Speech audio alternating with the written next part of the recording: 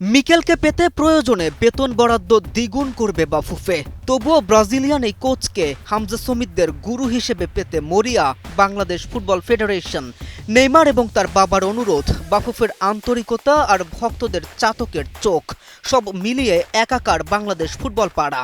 Mikel আসছে বাংলাদেশের coach হয়ে, সবকিছু ঠিকঠাক থাকলে খুব দ্রুতই আসছে।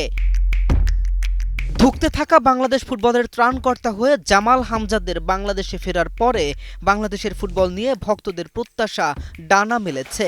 ইচ্ছে জেগেছে আকাশ ছুঁতে।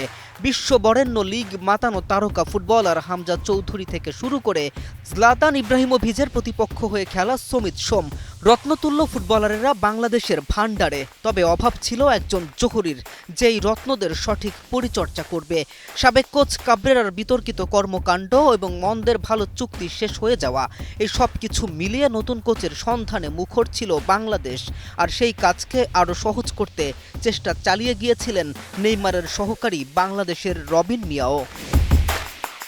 নেইমারও তার বাবার সুপারিশে বাফুফের নিকট নিজের সিভি ড্রপ করেন অলিম্পিক জয়ী ব্রাজিলিয়ান কোচ।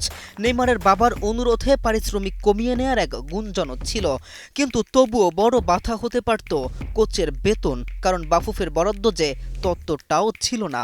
তবে এবারে মিকেলকে পেতে প্রয়োজনে কোচের বেতন বরাদ্দ দ্বিগুণ করবে বাফুফে, এমন খবর যখন সোশ্যাল মিডিয়ায়, তখন ভক্তরা আহ্লাদে আধখানা। এই বুঝি মিকেল এলো বলে। হামজা সমিতদের সঠিক দিক নির্দেশনা দিতে পারলে একদিন বিশ্বকাপ খেলবে বাংলাদেশ। আর হামজাদের সাথে মিকেল জুটি বাঁধলে সে সম্ভাবনা আরও বেশি বাস্তবমুখী রূপ নেয়। K M Rafin, news 24।